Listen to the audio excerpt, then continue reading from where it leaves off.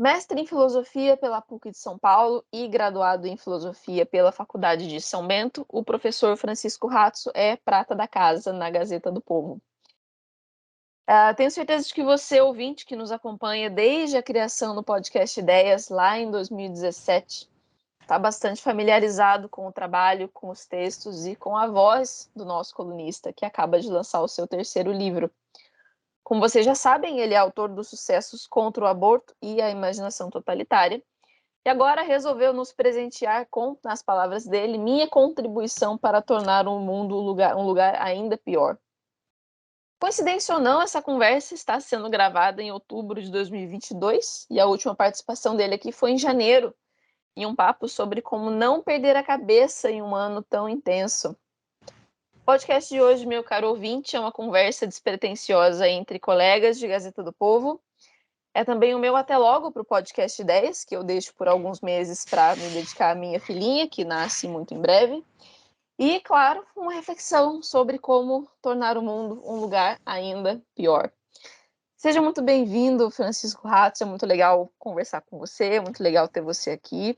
E como a gente estava conversando rapidamente antes de começar a gravação, você que abriu o podcast Ideias lá atrás, né, numa conversa sobre aborto, volta agora para falar sobre o seu terceiro livro, depois desses anos todos de Gazeta do Povo, de podcast Ideias, conversando sobre temas mais quentes, mais políticos lá atrás, depois comigo sobre filosofia, sempre com a participação do Gabriel, tivemos conversas ótimas aqui sobre assuntos bastante variados.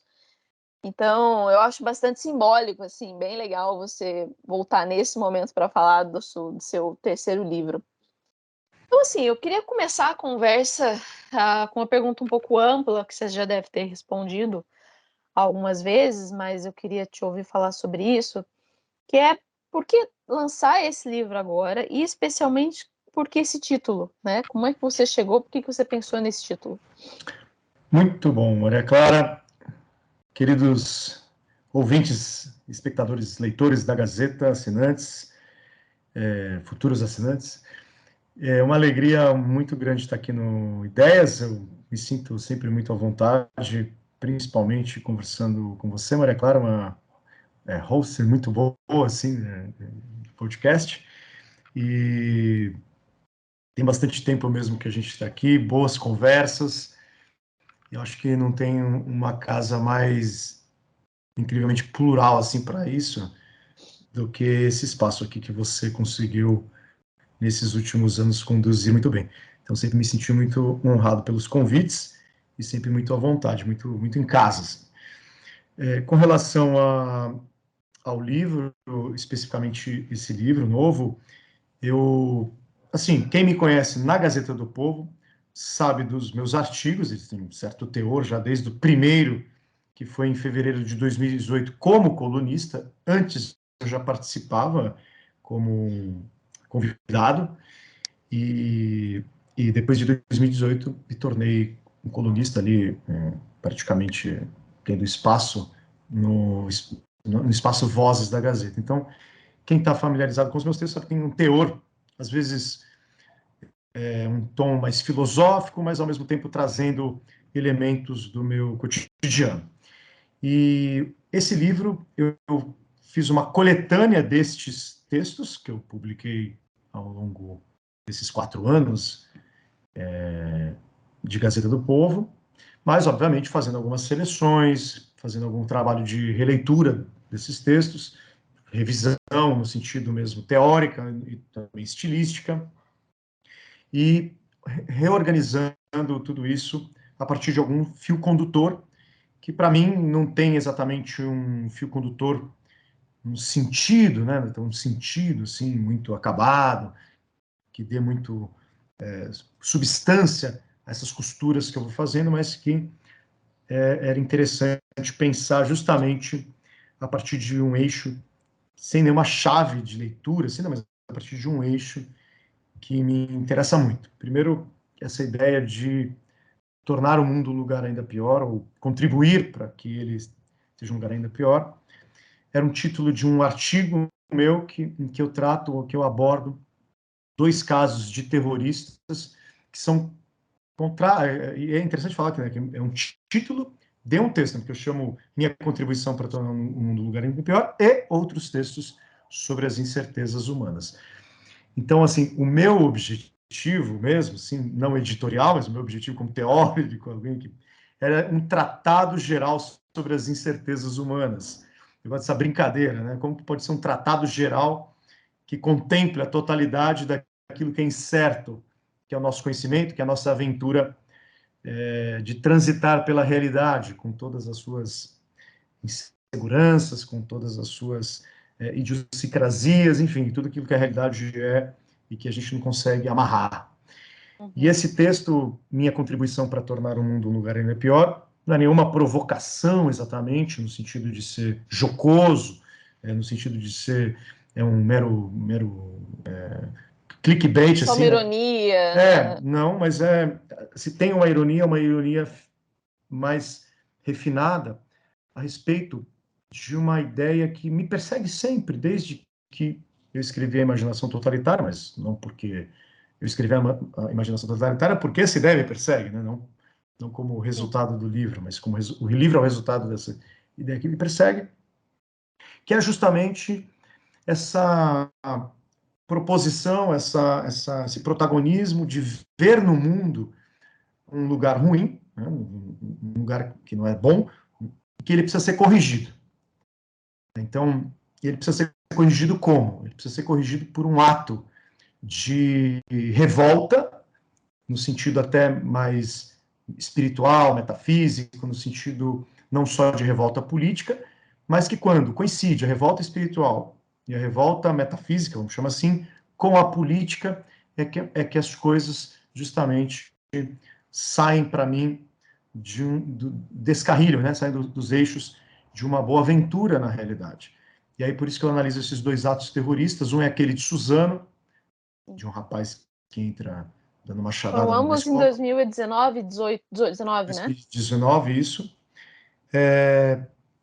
Eu nem analiso exatamente o caso, né? Assim, eu não trato de, eu não faço reportagem, né? Eu não sou Sim, alguém, sim. eu sou repórter, né? Não sou jornalista, mas eu pego o caso e faço uma reflexão a respeito de dois casos, né? Esse e aquele da Noruega, que um cara saiu filmando, atirando metralhando na galera e tal. Mas aí eu faço uma diferença importante do tipo de terrorismo, né? Um ato é aquele que odeia o mundo e quer levar todos o mundo com ele, né? Então, o terrorista é aquele que odeia o mundo e se ele pudesse ele destruiria o mundo, porque o mundo é realmente um lugar pior. E o outro terrorista é aquele que quer eliminar pessoas que, segundo ele, atrapalham a conquista de um mundo melhor. Né? Então, faço uma reflexão sobre isso, e aí eu termino aí com esse tom meio irônico. Então, olha, esta é a minha contribuição para tornar o mundo ainda pior. A gente tem que ser vigilantes com relação a esse vocativo, essa experiência aqui de uma consciência, que toma uma consciência, digamos, temos que transformar o mundo, né, num lugar melhor. Claro que eu quero transformar num lugar melhor, mas eu digo, a gente não pode fazer isso, e esse é meu alerta, né, quer dizer, sempre foi o meu alerta para mim, né, não só nos meus leitores também, mas assim, antes de ser para os outros, é um alerta para mim, né, são minhas reflexões que eu gosto de compartilhar, que é justamente é, trabalhar com as ideias nos limites daquilo que elas podem tornar de prejudicial. Não trabalhar, minhas ideias são tão boas, né? Então, era essa, assim, um pouco da ironia do título, né? Mas o mais importante é saber que o título, ele precisa ser lido como um texto, dentre outros textos, que abordam o problema das incertezas humanas. Eu acho que o subtítulo do meu livro ele é mais importante nesse sentido para mim do que o próprio título. Né? É que acho que é um pouco das próprias incertezas que nasce essa percepção do mal no mundo, né? Assim, é da própria sensação de incerteza, da própria insegurança que a gente vai reparando nas coisas que estão erradas e vai tentando trilhar caminhos mais seguros ou pelo menos encontrar ponto onde a gente se agarra. E eu achei interessante você falar que é uma reflexão que te persegue, né, desde antes, óbvio que te levou a escrever Imaginação Totalitária, porque eu fiquei lembrando que uma das nossas primeiras conversas, quando eu ainda era repórter da Veja, lá em 2019, foi precisamente sobre o caso de Suzano. A gente conversou por telefone rapidamente, eu lembro que eu estava ajudando uma matéria que acabou não saindo, não lembro o que aconteceu, mas eu me lembro de conversar com você sobre esse tema e você já trazer essa reflexão sobre o ódio de si mesmo que se traduz no ódio contra o mundo, é uma das fórmulas possíveis do ódio, né? Então, assim, estava olhando aqui o seu livro e logo no começo você trata de banalidades, né? Tem textos sobre futebol, videogames, mas desde o começo você começa a falar sobre essa discussão da natureza do ódio, a natureza da raiva, a natureza, enfim, a natureza das coisas que tornam o mundo um lugar ruim. Queria saber, assim, de um jeito bastante pessoal, por que isso te interessa e quando e como esse tema ganhou essa relevância para você? Você cita alguns episódios pessoais interessantes no livro, nas colunas, né? Assim, de quando você era adolescente, assim, mas eu queria que você contasse como é que esse tema entrou na sua vida e passou a ser tão relevante assim. Muito bom, bem lembrado, Maria Clara. A gente conversou mesmo, né? Quando teve o episódio de Suzano, eu lembro muito bem. Você falando agora estava vindo na minha memória, assim. A ideia que você menciona a respeito de que o mundo das contingências, né? Daquilo que nos escapa. Eu acho que é um pouco desse problema, né? Quer dizer, tem elementos no mundo que nos escapam ao conhecimento. Não dá para eu pegar minha racionalidade e minha racionalidade conseguir, por mais que eu contemple, tenha a vocação por um questionamento sobre todas as coisas, sobre o valor do universo, sobre a dignidade humana, né, do micro ao cosmos, para ser bem assim filosófico, e essa tensão que faz com que a gente viva nessa plasticidade que nos foge. Tem uma questão que sempre me interessou muito, né, porque eu acho que é, né, de uma origem, a gente poderia refletir sobre a sua pergunta a partir disso, que é essa questão de como os acasos também são, como você mencionou, sinais de uma espécie de sofrimento, de que aquilo que me escapa parece também fornecer a mim o elemento da dor, do ressentimento, o elemento do tragédia, do trágico. O desconhecido traz justamente o problema da morte, por exemplo. E, assim, isso é uma questão que veio da minha vida pessoal, tanto das relações que eu tive com meu pai, a relação que eu tive com alguns amigos, ou mesmo a relação que eu tive diante da morte de parentes próximos, né? Da violência que posso ter sofrido em alguma situação aqui e outra, mas é porque, basicamente, nós não temos nenhum momento que fala, olha, o script da sua vida acabou, né? E você tem um roteiro ali, tá bom, agora parece que as coisas se encerraram para você e você se planeja e tal. E eu, claro, se você for pegar momentos da minha vida pessoal que me despertou esse interesse, eu poderia citar um monte, né? Quer dizer, um monte que me despertam uma fuga, um certo desespero. Mas eu acho que, assim, basicamente, o que eu poderia mencionar aqui, que serviria muito como exemplo, um amigo meu que eu falo com certo pesar, né? Mas um amigo meu, quando era adolescente, que se suicidou, né? Um suicídio de um amigo, a própria marcação, o relacionamento que eu tive com meu pai, que sempre foi muito interessante, assim, muito rica por alguns aspectos e muito desafiadoras, como toda pessoa, não, isso não é um privilégio meu, mas eu digo, Sim. mas são momentos da minha vida que me marcou. E aí, quando você começa a se interessar por questões, né, assim, eu gosto as questões perenes, né, aquelas questões que parecem que tiram a gente do TikTok, né, tira a gente da dancinha do dia a dia e dá um despertar de consciência, ela vem muito da leitura, né? Assim, então, o que me impulsiona ler certas obras, ler certos poetas, ter certas conversas com certos amigos. O Gabriel mesmo é um amigo muito próximo meu, que a gente sempre esteve aqui conversando. Então, são esses os momentos, assim, não tem um único fator, né, que fala, este momento aqui foi fundamental na minha vida, mas eu acho que justamente, e eu acho que o meu livro é disso que eu gostaria até de tratar. Minhas colunas são assim também. Eu não tenho um assunto único, mas toda essa gama de experiências, que são plurais, são variadas, desde jogar videogame, né, até fazer seleção de time de futebol de rua, até dar aula, entrar numa sala de aula, até discutir com, com alguém que faz listas de livros imensas, eu mesmo fazendo minhas listas de livros, tudo que a vida nos fornece como experiência, eu acho que é motivo para reflexão, né? Acho que tem um para encerrar minha resposta, mas tem um filósofo que eu gosto muito, eu gosto assim, né? Não é um grande herdeiro, assim, né? Mas é um filósofo que tem uma frase, o Hilary Putler, ele fala assim, olha, se eu pudesse, eu transformaria todos os fatos da minha experiência em valores últimos. Eu acho essa frase boa, porque se olha para todos os fatos ao seu redor, a gente tem que por hierarquia aquilo que é mais importante, aquilo que a gente despreza, aquilo que é indiferente. Mas ele faz essa brincadeira de que se eu pudesse colocar tudo como um valor que é bom para mim, então eu gosto muito dessa ideia, sabe? Eu acho que o livro, eu tento traduzir um pouco isso, né? Só um pouquinho, né?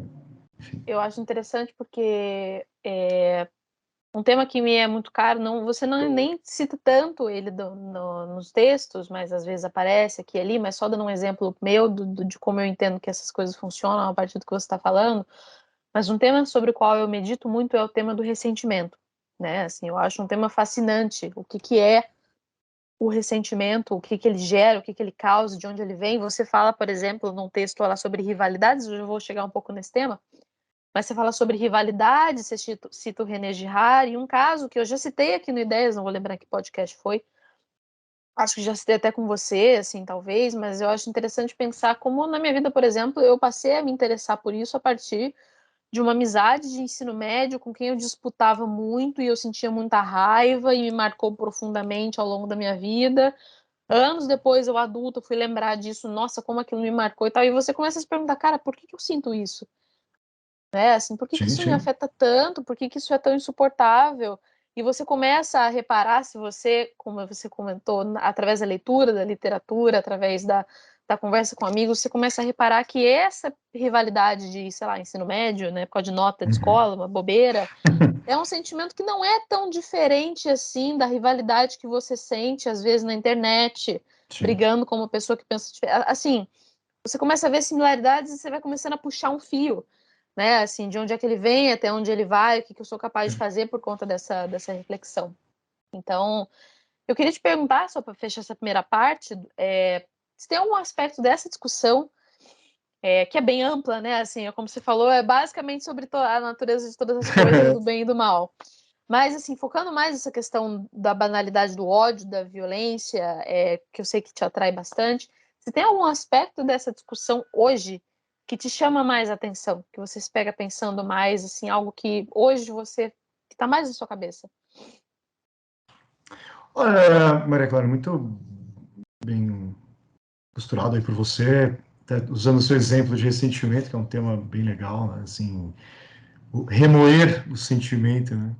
E parece que ele revive na memória como atualização mesmo, né? Da experiência originária, né? Sim. Como que ele revive na memória como eco da experiência originária. Os sentimentos realmente é um tema bom.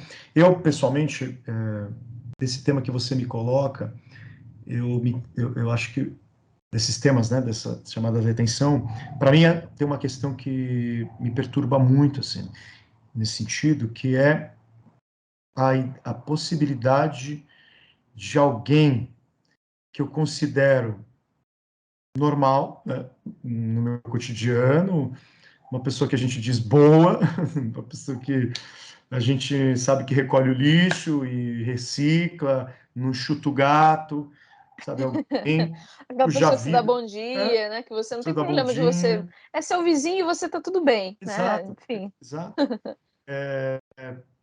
Saber que pessoas tidas como pessoas normais são pessoas capazes das piores atrocidades. E quando eu digo pessoas normais, eu não estou falando o outro, eu estou falando de mim, né? Porque sou um cara extremamente banal no meu cotidiano, né? Assim, faço coisas, né? Eu ando de pantufa em casa, sabe? Tipo, sento Faz no sofá, pipoca, enfim. faço pipoca, sento no sofá para tomar cerveja e assistir jogo, como qualquer outra pessoa.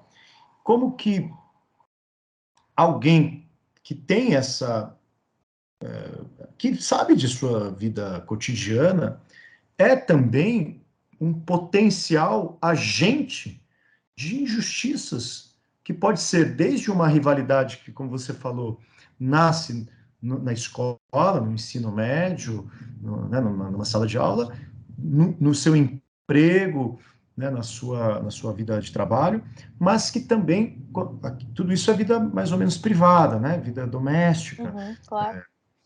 Então, assim, cujas resoluções são de outras naturezas, né?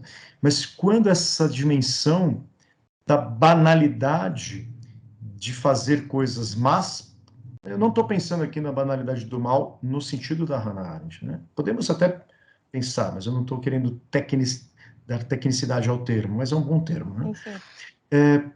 Na esfera pública, isso assume outras dimensões. Então, a internet foi um espaço, né? Ela se transforma em um espaço público, ou pelo menos ela tem essa dualidade, né? Essa ambiguidade de ser privado público, né? Porque a internet é pública, mas ela é gerenciada por grandes empresas, né? Então, mas isso para mim não é importante, só de menos.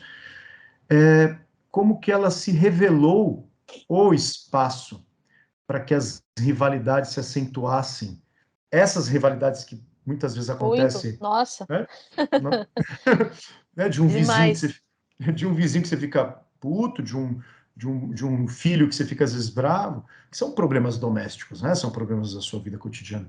Como que a internet transformou, evidenciou, potencializou, deu uma carga, injetou nitrogênio, né? Nitrogênio é de carro, né? Que você injeta, o carro fica mais potente. Essa rivalidade.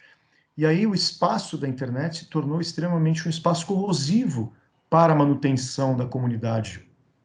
Eu falo no livro, eu sou refém disso, né? Eu sou refém desse mecanismo.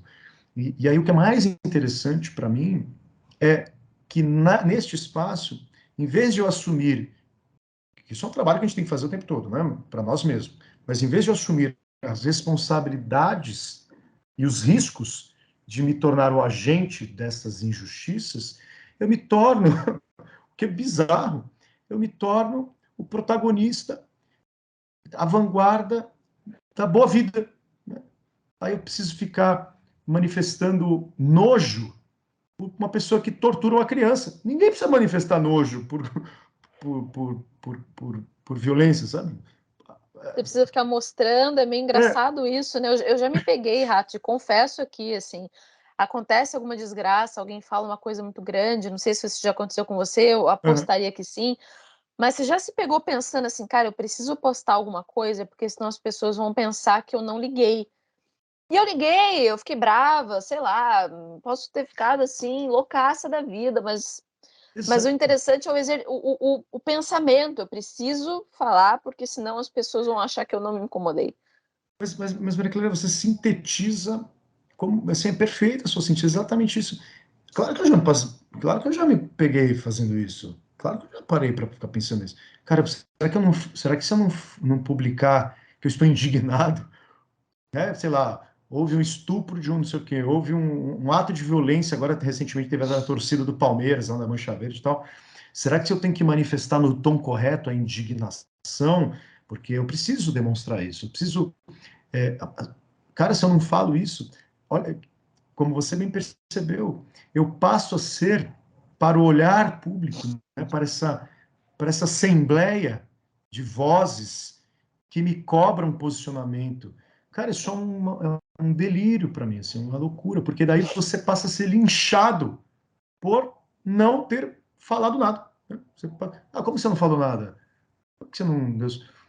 Então, até outro dia eu estava fazendo um postzinho no Twitter sobre o caso da torcida do Palmeiras, né? A gente vê, quer comentar, né? Esse é o vício, né? Vê qualquer coisa, quer comentar qualquer coisa.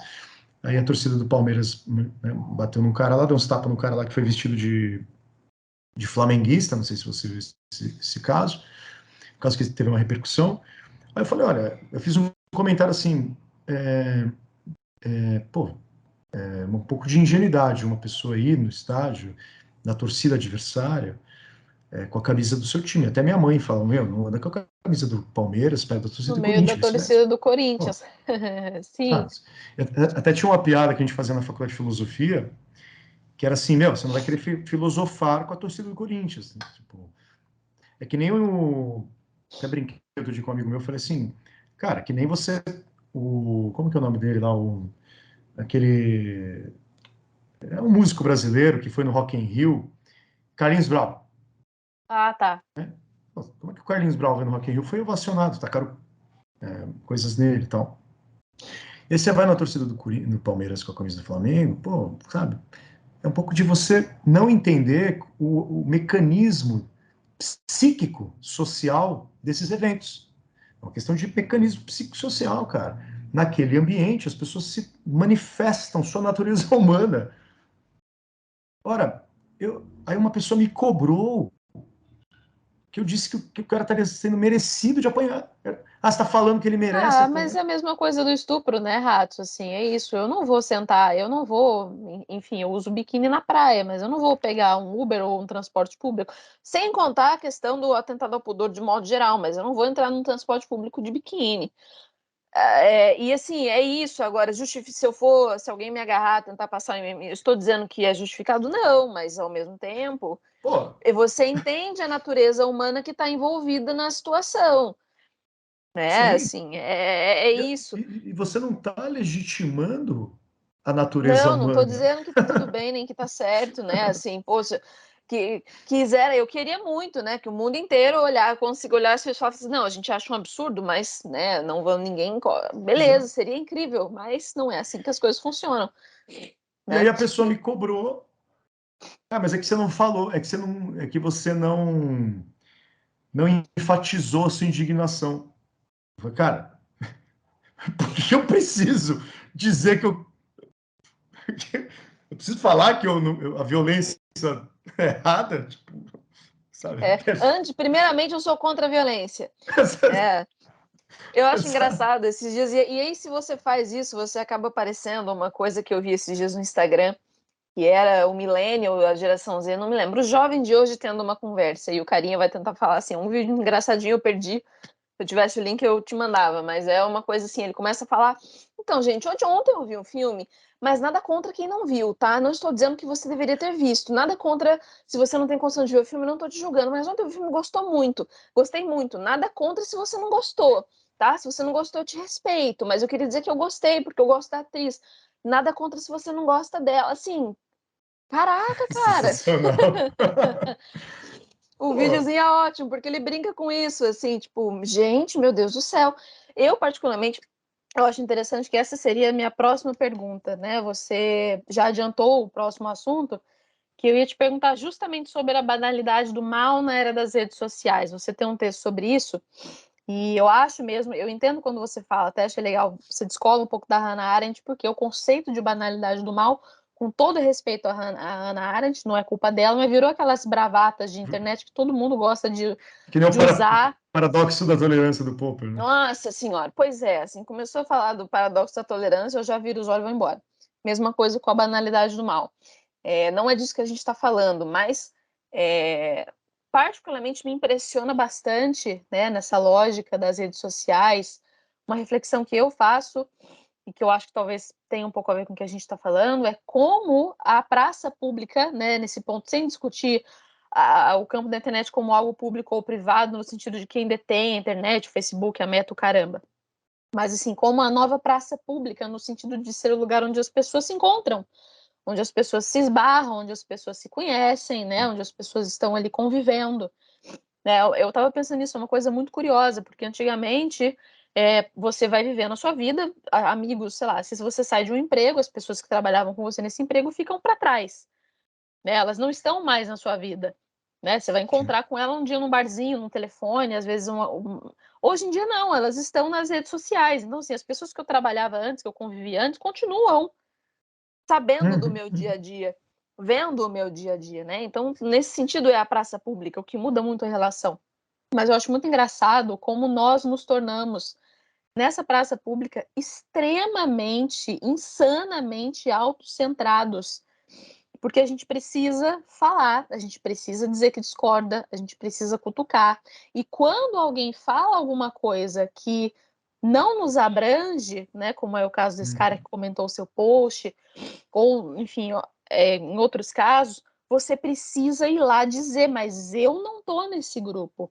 Eu acho muito engraçado, assim, você já deve ter visto, geralmente assim, a gente brinca muito com o mundo progressista, porque alguém fala, tal coisa mulheres, mas nem todas as mulheres fazem isso, e aí começam a um show de exceções, né? E isso eu acho engraçado porque isso não escolhe bolha, né? Eu estava conversando esses dias com uma amiga minha que é super de esquerda, né, muito diferente de mim, mas a gente estava dando risada justamente desse fenômeno, porque se você entra no mundo das mães instagramers católicas, acontece a mesma coisa, sabe? Assim, é muito engraçado. Uma pessoa põe um textinho falando, puxa, né, agora eu tô nesse mundo de maternidade, então é assim, eu tive um parto muito tranquilo. Aí vem alguém embaixo assim, você não devia escrever isso em respeito às pessoas que não têm um parto tranquilo. Aí vem uma pessoa e faz um relato de parto assim muito difícil, muito complicado. Aí vem alguém e fala assim: você está assustando as pessoas. Nem sempre é assim. É uma coisa legal, é bonito. Você, assim, caraca, é muito engraçado. Sabe assim, se você sai um pouco da cena, você olha de fora, é cômico de você ver assim. A pessoa não consegue, eu vou usar aquele anglicismo horroroso que eu odeio, mas a vontade de falar assim, amigo, não é sobre você. Sabe, assim, ninguém está falando com você, é muito engraçado, assim, você vê como a internet corroeu essas coisas que pareceriam óbvias há algumas gerações atrás. Eu acho que basicamente, assim, tudo isso pode ser medido de alguma forma e como ponto de partida para uma reflexão, a partir daquilo que um autor chamado Richard Sennett, que escreveu, é, ele fala da tirania da intimidade, né? Ele usa essa expressão, essa coisa ele fala muito da corrosão do caráter, né? Da tirania da intimidade, mas basicamente eu diria que um dos maiores fontes dos problemas substanciais desse tipo de atitude que a internet promove, na verdade, promove, né? Não é uma questão de ideologia, né? A gente tem que Sim, deixar isso claro. Pela esquerda, como você bem mencionou, desde das mamães católicas até o esquerdista que fala do gênero, né, do, do, da mulher o preta e daí pronome, né? Não, oh, mas não é bem isso, os não binários. exato. Tudo isso para mim passa por esse dado que eu vou mencionar agora, que é a confusão entre a esfera pública, quer dizer, aquele elemento de discussão que seria do espaço público, que pode ser objetivável na intersubjetividade, desculpa usar esse palavrão filosófico, mas que a gente consiga encontrar comunhão. Né? Sim, aquilo que a gente consegue encontrar, olha, tem uma certa objetividade aqui. Não estou falando de objetividade matemática, científica, estou falando de objetividade de ser comum. Não comum a um grupo, mas comum ao fato de eu ser racional, ao fato de eu viver um lado meu, caráter meu na esfera pública, de discutir questões que são de interesses públicos com relação à esfera da intimidade. Aquilo que diz respeito exclusivamente ao que é pessoal, íntimo. Então, certos dramas, certas dores, certas expressões de desespero porque deu errado, um parto que deu errado, sei lá, né? O ressentimento, inclusive, é um problema subjetivo, né? Aquilo que diz respeito à esfera psíquica, doméstica, a gente perdeu as fronteiras entre esse público e privado e abrimos o portal, né? Um portal, literalmente, um portão, assim, para que tudo que for, seja da intimidade, tudo que é do desespero da intimidade, dos dramas da intimidade, dominem, pautem a esfera pública. Então, uma pessoa que tipo, você escreve lá, olha, questão de um parto, de repente fala, não fale assim porque alguém pode ter sofrido. Então, não estou falando desse sofrimento. Estou falando de alguém, eu não estou dimensionalizando a coisa na experiência subjetiva. A gente está refletindo sobre aquilo que é reflexivo, né? Que pode ser compartilhado. Ou Então, então mesmo de fazer esse exercício, né, de pensar, essa experiência pertence a outra a outra pessoa, ela pode ter pessoa, dividido, mas ela não é minha, né, minha. enfim. Aliás, o fato de você conseguir, dentro de certos ambientes, compartilhar experiência, sentir compaixão, essa compaixão, né? Compaixão é Sim. compartilhar o patos, né? Compartilhar. Você não precisa, a compaixão ela não pode ser uma experiência coercitiva, uma experiência de esfera política, pública, né? Da polis. Compaixão é uma virtude que nasce de experiências de interpessoalidade, né? E aí a pessoa meio que te obriga a ter compaixão. Você tem compaixão? Então, assim, eu me aborreço muito, assim, eu me policio, me aborreço, porque é uma coisa que eu também estou sujeito, com, primeiro, essa característica da cisão profunda da esfera pública e privada, mas que o privado se torna público, e o que é pior, tudo se torna publicidade, né? Todos os dramas pessoais se tornam, portanto, publicidade. Aí eu preciso colocar, o público invade a minha vida íntima. Esse é um problema muito sério. Eu estava vendo agora a Premiere lá da Finlândia, teve um caso dela aí, não sei se você viu, a primeira menina, que ela estava numa festa privada, pô, uma festa privada, curtindo lá e tal. Pô, por que alguém vai filmar aquela festa privada publicamente, sabe? Não interessa, pô, que sua vida é privada, ela não. Ah, não, mas ela tem que tem que ter um certo Certos comportamento adequado. cuidados. Pô, você percebe? Isso para mim é um exemplo muito claro dessa quebra de esferas, assim, que é perigosa. Agora, outra coisa que para mim me incomoda muito, acho que vale a pena a gente mencionar aqui, a sua reflexão até corrobora, que é a seguinte: eu vejo a minha experiência como autossuficiente. Eu vejo a minha experiência como padrão de moralidade. Eu vejo a minha experiência como vetor de um sentimento bom. É como se eu fosse autossuficiente a ponto de medir toda a moralidade pela minha autossuficiência moral. Aí, quem não se adequa a isso, é o fascista, é o reacionário, é o progressista, é o radical. Quer dizer, o outro passa a ser para mim um objeto de suspeita, alguém que não vale a pena você ter conversa, que é o que acontece demais, né, Maria Clara? Você sabe que, pô, o cara não pensa que nem eu. Aí você, claro, ele é o problema, ele é o problema, né? Eu vejo muita gente assim, né? A pessoa tem um insight assim, ai, porque, puxa, descobri a fórmula do mundo perfeito. E aí ela vai sai acusando tudo aquilo que não se adequa a isso, né? Isso para mim é complicado, assim.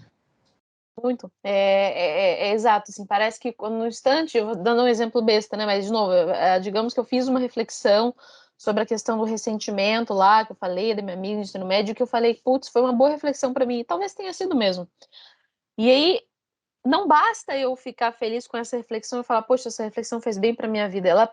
Uma pequena coisa se torna um padrão de moralidade que se eu encontro alguém que talvez sinta algo, mesmo até que eu já senti, ou algo que eu identifiquei como um mal moral, eu já não consigo nem estender a minha mão, né, assim, e dizer, e entender que essa pessoa, enfim, talvez ela lidou de uma forma diferente, ela tem limitações diferentes das minhas, enfim, é muito engraçado, assim, dando essa experiência anedótica do parto, é muito interessante isso, assim, eu tive uma situação ruim, eu consegui superar, esse é o exemplo, então eu não posso lidar com ninguém que tenha tido uma situação boa, ou tive uma situação boa, então eu não consigo, então eu não aceito, se você teve uma situação ruim, provavelmente a culpa é sua.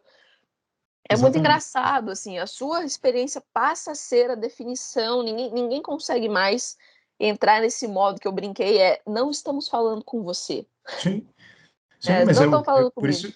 por isso que essa frase que você fala é um bom exemplo de quebra dessa diferenciação do que ó, não é você, não é um problema subjetivo, é um problema humano, é um problema que tem uma certa objetividade.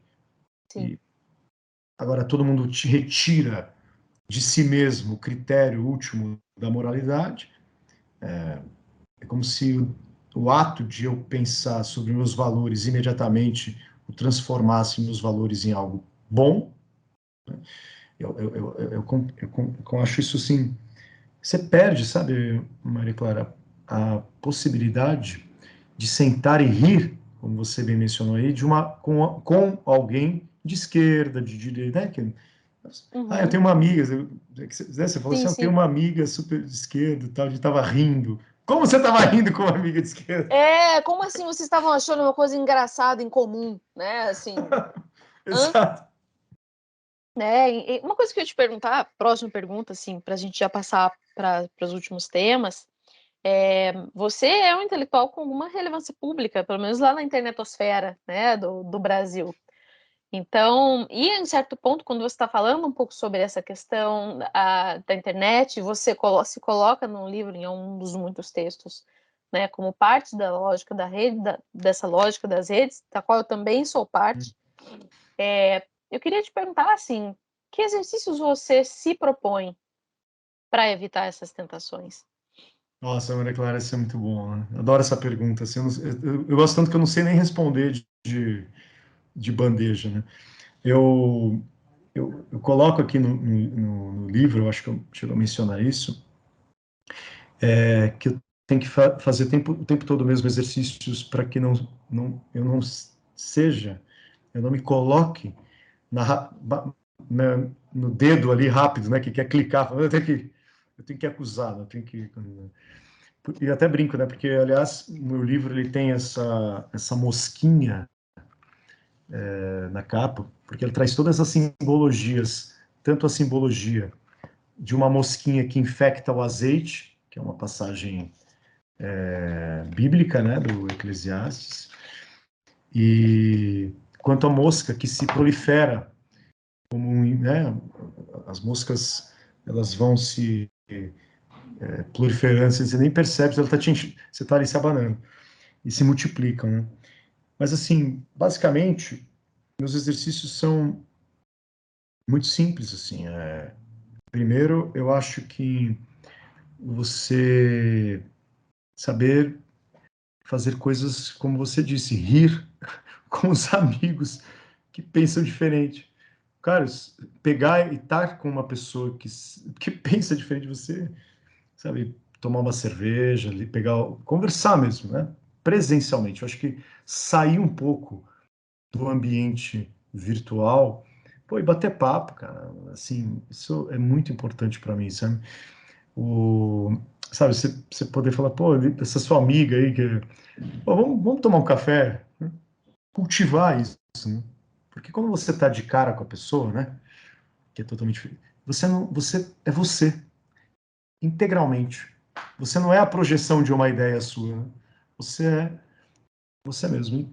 Então, esse é um dos exercícios que eu mais faço, assim. Eu gosto muito de conversar com os meus amigos, sabe? E eles pensam diferente. Eu gosto muito, muito de verdade. Para mim, não tem valor social mais importante do que você sentar para tomar um café com alguém, trocar uma ideia, assim, tipo. Bom, a gente conversa bastante, né? As pessoas não sabem, mas eu e Maria Clara sempre trocamos ideias no WhatsApp e tal. E isso é muito bom, né?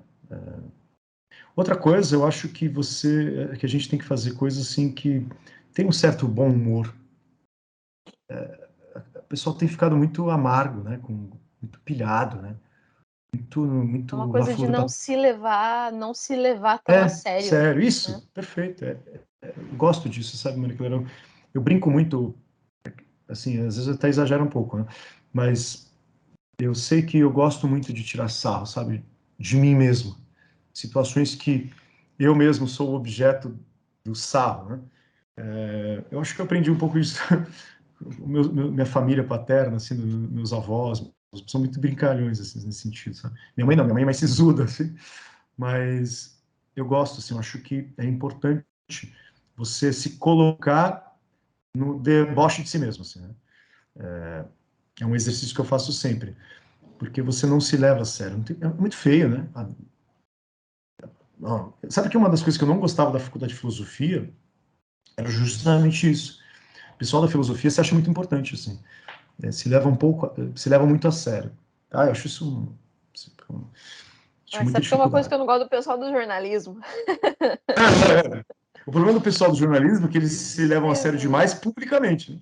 Não, exatamente, eles nem escondem que eles se levam muitíssimo a sério, assim. Eu também sempre me levei muito a sério, acho que é por isso que eu fiz jornalismo. E é um negócio e é paradoxal porque pesa você se levar a Pesa. sério. É pesado se levar a sério. Mas assim, eu acho que então sempre se colocar numa é isso que é pensar, né? O pensamento, o ato reflexivo, ele é dialógico, né? Ele é você estabelecer diálogos com você mesmo. E a gente tem que saber também, não só estabelecer diálogos com a gente mesmo, com um certo tom pedante, né? Não, tô aqui. Porque a gente acha que a reflexão é o estético, né? Tô aqui refletindo, né? Tipo, tem muita gente da gravata borboleta, o cachimbo, né? Que, que ensaia ao espelho, né? Os gestos. Mas o ato reflexivo, na verdade, ele é sua voz, né? É a sua voz com você, né? O pensamento é justamente você conversar consigo no silêncio, né? E uma das vozes que eu mais gosto de encontrar minha é eu dando risada das coisas idiotas que eu fiz. Né? Quando você é tonto, né? Eu acho que isso é uma boa, é um bom tipo de exercício, assim. Um exercício muito agradável que eu faço, eu adoro entrar nas memórias do Facebook e adoro, né? Assim, É eu muito lembro, sei lá, texto de 10 anos atrás, quando eu tinha 17 anos, eu entrei na faculdade de jornalismo, então eu achava assim que era incrível. Aí eu abro os textos das memórias do Facebook, tem dia que eu tô comentando, assim, o último acontecimento do dia, sabe, assim, e nós dois somos católicos, né, assim, Uhum. eu, enfim, sempre fui a católica da turma, então tem dia que às vezes eu tô muito brava com a imoralidade do Big Brother. É muito engraçado, assim, você dá risada lendo aqueles, vocês falam, ah, tadinha, sabe, assim, é engraçado de É ver. muito bom isso. E você recuperar isso é interessante, porque a hora que você vai twittar aquela coisa muito revoltada, você já até consegue se projetar, putz, mas daqui a 10 anos, sabe, assim, vai fazer tanta diferença, assim, esse textão que eu fiz aqui, essa briga que eu comprei, É né, muito bom. enfim. É um exercício muito, muito bom. Eu faço isso também, assim. E assim, como você, né, às vezes tem essa pecha a intelectual de relevância, né? Um tipo de expressão para mim que significa muito pouco, assim, porque às vezes relevância é medida por número, quantidade. Às vezes tem gente que fala assim, mas você é pouco, como você não tem relevância nenhuma, tem tão poucos comentários nos seus textos, assim, tipo, enfim, eu e é engraçado às vezes achar que tem relevância, né? Mas a fama sobe para a cabeça, né? E acha que é importante, né? Você acha que se torna algo importante. E aí, sabe, um exercício que eu gosto de fazer quando eu estou me sentindo assim é justamente um pouco desse, né? Pegar textos antigos, e falar, meu Deus do céu, meu Deus do céu. É maravilhoso, é uma sensação muito Cara, muito engraçada, assim, você fala: "Caraca, é. que bobagem que eu estava escrevendo". Aí eu sei que daqui 10 anos eu vou olhar para este raso conversando com Maria Clara agora e falar assim, meu Deus do céu. Assim, por isso que é o bom humor, né? Porque pelo menos assim, eu acho que é mais patético você encontrar você sério, né? É claro, né, a gente tem que ter a nossa seriedade com o trabalho, com os nossos compromissos profissionais, cumprir o prazo, entregar tudo em dia, ter uma certa ética, né, no sentido tanto do relacionamento quanto da amizade, né? Claro. Ser bem-humorado não significa abrir mão do cultivo ético, né? O que não se pode é justamente achar que você é o, o baluarte da virtude, né? O que a classe jornalística, infelizmente, tem se achado, né? Eu não vou ficar falando de política aqui, mas é um pouco isso, né?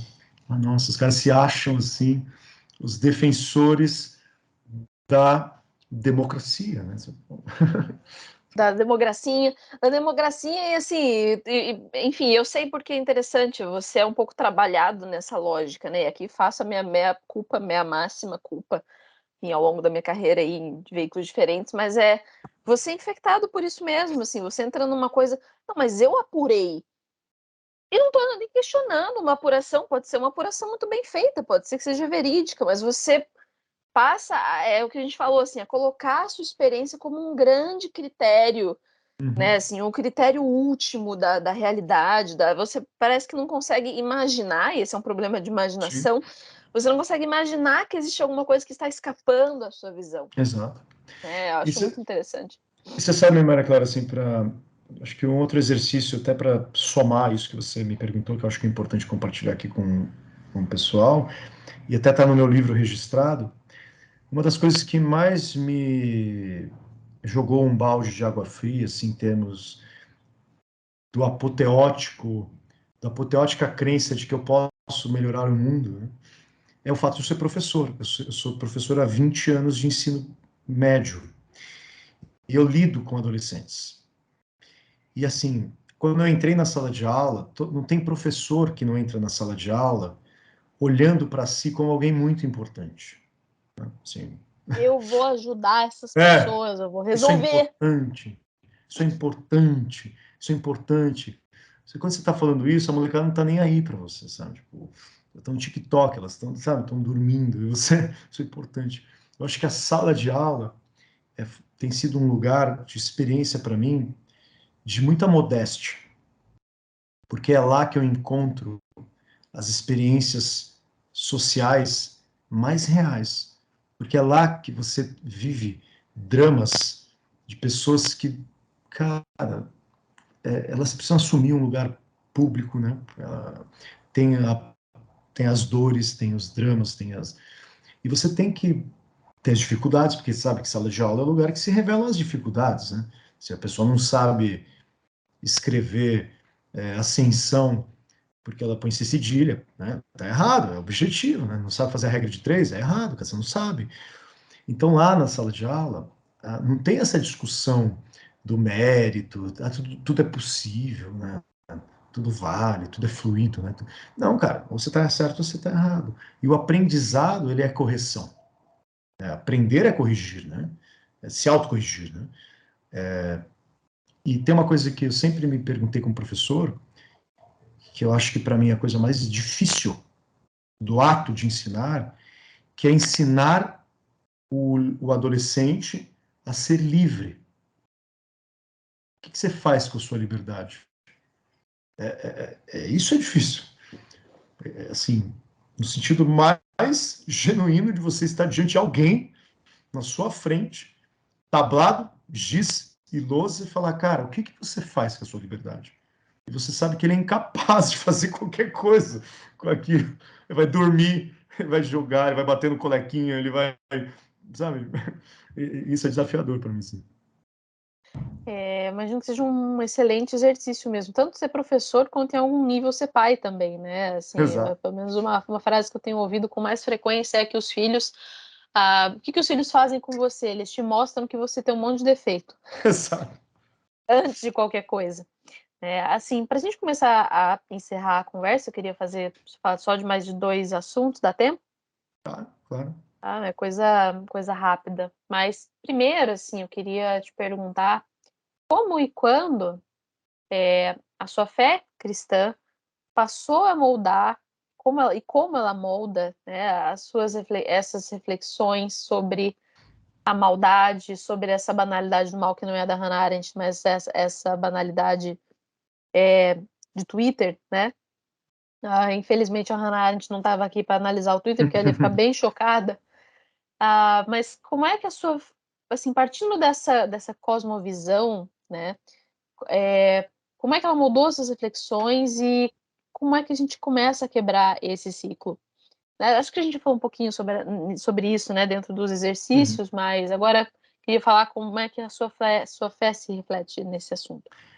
Olha, eu acho que a primeira coisa que a fé cristã me fornece é o reconhecimento de que eu sou um desgraçado, assim, e miserável mesmo. Assim. E ela não, a fé cristã não faz isso para te humilhar. Não é um exercício de auto-humilhação. Muito pelo contrário, é um exercício de reconhecimento da sua dependência humana para o sobrenatural e para um sobrenatural que é pessoal, te acolhe, que você pode chamar de papai, que você pode chamar de Senhor. Então, é Deus, que quando eu entendi que Deus que se manifesta para os desgraçados, né, é Deus que morre, não em sua glória como um Senhor, um trono, mas cujo trono primeiro é a cruz, mas que depois ele se torna justamente o Altíssimo, né, no sentido de estar sentado à direita de Deus Pai Todo-Poderoso, mas porque ele passou à mansão dos mortos primeiro. Falando de Cristo, né, do credo. Né? Quando eu percebo isso, quando eu tomei consciência disso, Maria Clara, diante de tudo que a gente já falou, né, das fragilidades, das incertezas, da possibilidade de eu mesmo ser o agente do mal, é que para mim o cristianismo fez sentido. Porque o cristianismo, ele subverte a lógica do poder. Você sabe bem que, historicamente, aliás, acho que você fez uma matéria sobre o domínio do Tom Holland. Eu entrevistei o Tom Holland. Exato. Eu tô lembrando aqui justamente disso que eu queria falar, porque ele vai no ponto, né? Não existe para mim rito, rito no sentido litúrgico, né? Uhum. Mais forte, mais emblemático do que o rito do lava-pés. As pessoas precisam entender o que é o rito do lava-pés. E quando eu entendi o rito do lava-pés, eu só chorava. Eu falei, cara, isso é uma coisa incrível, porque é Deus encarnado na miséria humana, recolhido, ajoelhado, servindo, lavando o pé de alguém que é menor que ele. Não é lavar o pé só dos soberanos, é lavar o pé dos miseráveis. Então, eu sempre achei. Me marcou muito, né, quando eu me converti, entendi o rito do lava-pés. Né? Eu digo ele porque ele é o mais teatral da igreja. Né? Então, acho que dos ritos, para mim, o mais teatral, né, tem a sua maior teatralidade, é o lava-pés. Né? Você tem uma reprodução física, né, por assim Isso. dizer. Tem a encenação mesmo, né? Uhum. Porque é diferente, por exemplo, de uma encenação da cruz, que não é exatamente um rito, né? No sentido, quando tem, a Páscoa, ele é realmente a encenação, porque o rito é a Eucaristia, né? É o Sim. rito eucarístico, mas o lava-pés não, ele faz parte de uma encenação ritualística. Eu sempre achei isso fascinante, assim, sempre achei, nossa, marcou muito. E foi isso, assim, do ponto de vista da minha crença, de que ela não se trata de um negócio intelectual, né? Ela é carnal, né? No sentido é físico, você vê, né? Essa coisa do corpo mesmo. Você vê um sacerdote ajoelhando, beijando seu pé, com paramentos, isso é uma coisa forte, né? Sim. Um representante, né, assim, de alguém maior, né, assim, uma coisa que eu estava refletindo ontem, acho que não tem tem um pouco a ver com o fato de Deus ser pequeno, e eu lembrei disso lendo uma das suas colunas hoje que está no livro, sobre uma coluna que você fala sobre falar e ouvir. Eu não vou Sim. dar tempo, não vai dar tempo de entrar nesse assunto, que seria outro, mas você fala sobre falar especificamente, sobre a diferença entre você só ler e falar. Mas eu fiquei pensando, assim, eu estava lendo aqui o do grande meio da oração de Santo Afonso de Ligório, como a gente é muito tentado por uma gnose, né? Assim, tipo, até quando a Uhum. gente vai falar de cristianismo, até nós, católicos, cristãos, conservadores, o que você quiser, a gente ainda é muito tentado a tentar entender as coisas. A gente vai falar da banalidade do mal, do caramba, que pô, a gente vai ler, a gente vai tentar Sim. entender, Como ato do né? intelecto. É um ato do intelecto, e parece que sobra pouco tempo, eu falo por mim, assim, sobra pouco tempo e energia para você pedir, para você rezar e para você só se assombrar, né? Exatamente, exatamente. Isso perfeito, eu considero. E meu texto tem muito a ver com isso, né? Embora esteja falando ali do ato de ouvir, no sentido. Pô, a gente Sim, pensa que das habilidades, o escrever é o mais luxuoso. O raso escrever um livro. Mas, ou ler, né? O alfabeto, o cara que é alfabetizado é aquela pessoa que lê, né? E escreve. Mas a gente esquece que. Esquece não, né? Mas é que a nossa cultura é uma cultura que privilegia o ato. Hoje em dia é mais do vídeo, né? Agora está muito famoso o vídeo, mas o ato de escrita, como erudito, né? Mas sim, ouvir é uma coisa que tem muito a ver com essa dimensão do assombro, né? sim. Não há nada mais fantástico no sentido de genuíno, de humildade, do que você fazer uma oração matinal, né? Assim, Sim, me te coloca numa posição de silêncio, né? é, Assim, voltando um pouco nessa questão de como é que você quebra esse ciclo de maldade e de violência, muitas vezes não passa por você encontrar uma resolução positiva, não no sentido de ser bom, mas no sentido de ação, de fazer alguma coisa.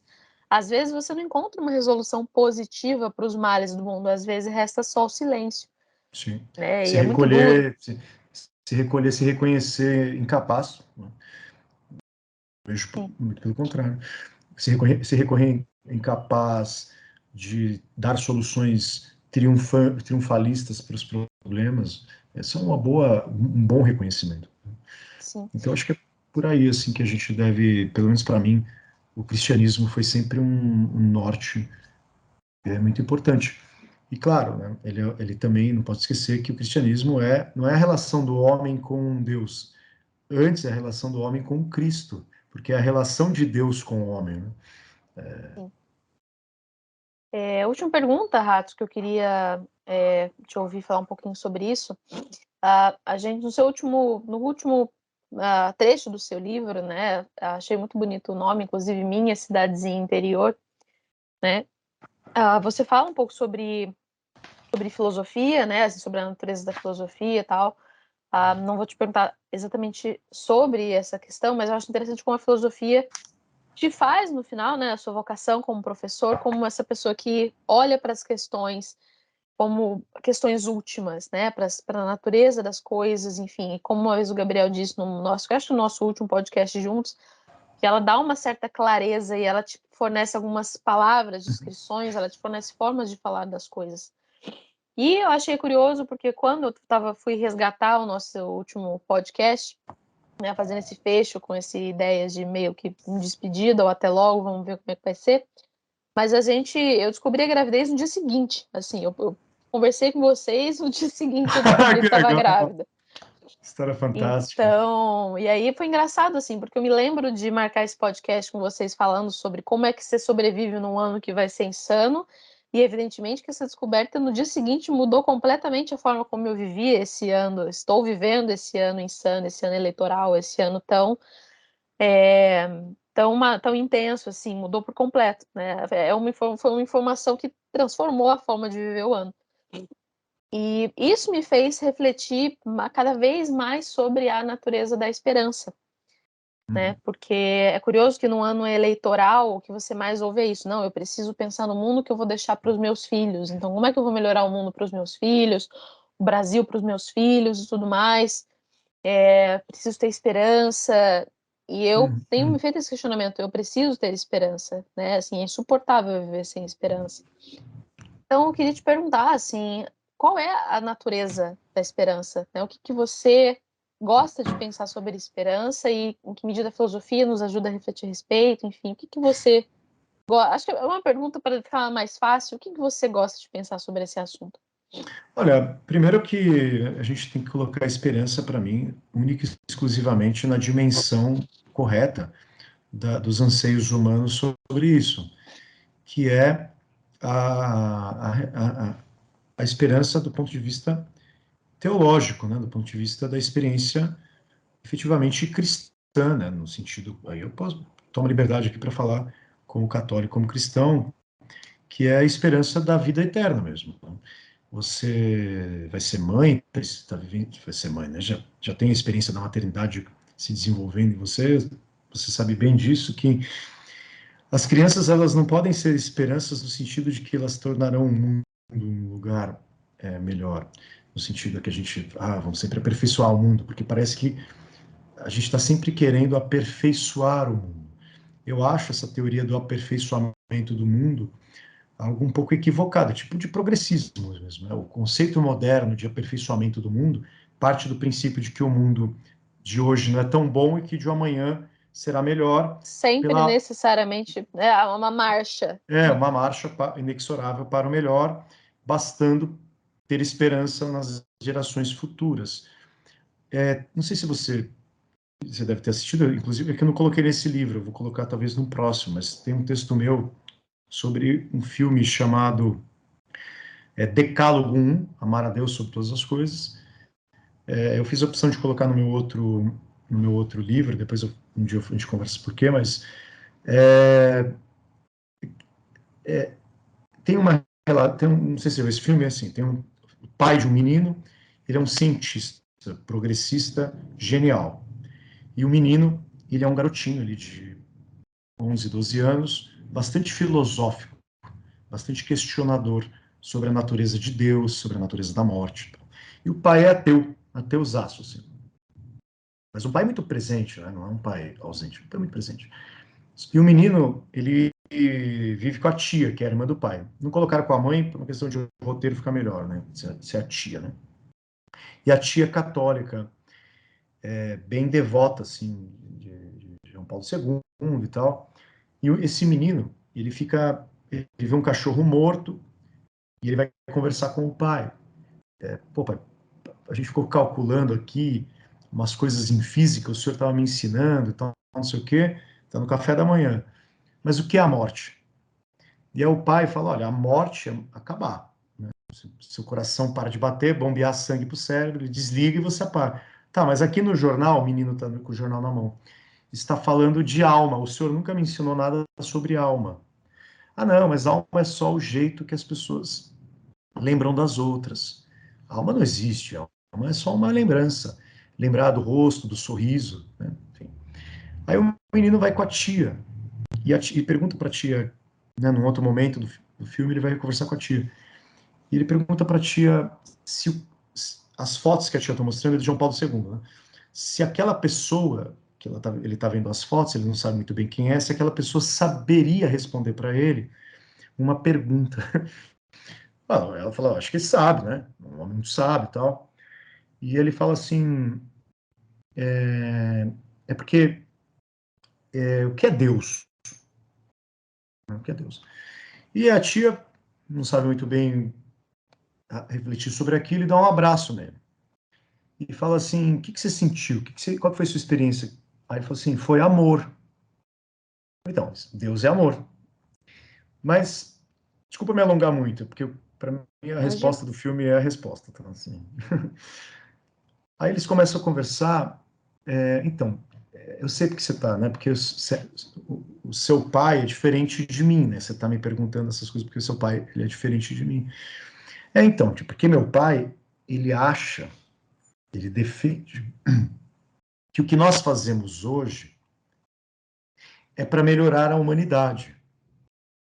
O que nós fazemos hoje é para as próximas gerações viverem melhor. Aí a tia fala assim, ela fala assim, é para as próximas gerações viverem melhor, mas às vezes algumas coisas dão erradas, ele fala para a tia. Aí a tia fala assim, seu pai tem razão, as coisas dão erradas. Aí ela fala assim, para mim essa é a resposta, né? Liquidando, ela fala assim, então, eu acho que a vida, porque eu tinha perguntado isso, né, o que é a vida, né? Eu acho que a vida é você se colocar junto com o outro que está diante de você. Lembra que eu fiz de manhã os bolinhos para você comer antes de ir para a Uhum. escola? Lembro, eu adorei. Você ficou feliz, não ficou? Fiquei. Isso é a vida. Sensacional, assim. Sim, Tipo, fantástico. porque não é melhorar as gerações, mas é saborear o bolinho que a minha esposa me fez de gratidão. Assim, sabe? Do abraço que minha filha me deu, e você vai ter a oportunidade de receber muitos abraços e beijinhos dos seus filhos, de seu filho te dar um abraço e falar: Papai, te amo. Cara, eu não preciso reformar a humanidade, Sim. sabe? Não preciso reformar a humanidade. Eu já tenho o dom da vida encarnado nessas relações. Quando a gente vai para o cristianismo, quem vê a religião cristã de fora não entende que o cristianismo é exatamente isso. Exatamente isso. Então é isso para mim, esperança. Bom, não tem nem como eu tentar, né, alongar muito a partir daqui. Eu vou finalizar esse podcast, essa conversa assim, né? Acho que não tem muito para onde a gente ir. Muitíssimo obrigada, Ratso, muito, muito obrigada, não só pela presença hoje, parabéns pelo livro, mas obrigada pelas conversas ao longo desses meses, né? Assim, ao longo desses anos, já tem mais de ano que a gente conversa com certeza. E para você ouvinte também, meu muito obrigada a você que está nos acompanhando, que vai continuar nos acompanhando, afinal a Gazeta do Povo continua aí, o Ratos continua escrevendo, eu vou Sim. parar um pouquinho, logo volto. Mas de qualquer forma, muito obrigada por ter apreciado nossas conversas nesses últimos tempos. Ratos, vou te deixar despedir, depois eu faço o fechamento. Minha gratidão sempre aí por você, Maria Clara. Foi ótimo esses programas que nós fizemos juntos. Claro, eu sou um convidado, né, do programa, mas foram participações da minha parte sempre muito boas. Eu sempre recebo elogios dos programas que nós fizemos juntos. A Escola de Frankfurt, que é um dos que a gente mandou Um muito dos, bem, dos hits. dos hits nossos aí, entre outros, né, enfim. E vai ficar marcado aí na minha memória, e tenho certeza que quem ganha com isso é quem se dispõe a ouvir, criticar na boa medida, porque a gente aprende bastante e é isso que a gente quer, né? Poder conviver com pessoas que pensam diferente, mas que a gente possa sentar e conversar. E por último, eu queria te dar parabéns pela sua filhinha. Espero que você tenha um bom parto, assim, né? Toda essa experiência, ela é muito especial para as pessoas, assim, então viva ela plenamente. Muito obrigada, gente. Vocês podem, né, encontrar o livro do Ratos facilmente pela internet. Minha contribuição para tornar o mundo um lugar ainda pior, pela editora Noética, é isso mesmo? Vocês encontram aí Exatamente, com Nath. facilidade. Muito obrigada mais uma vez, obrigada a você que assina a Gazeta, que é responsável por esse podcast, e até a próxima.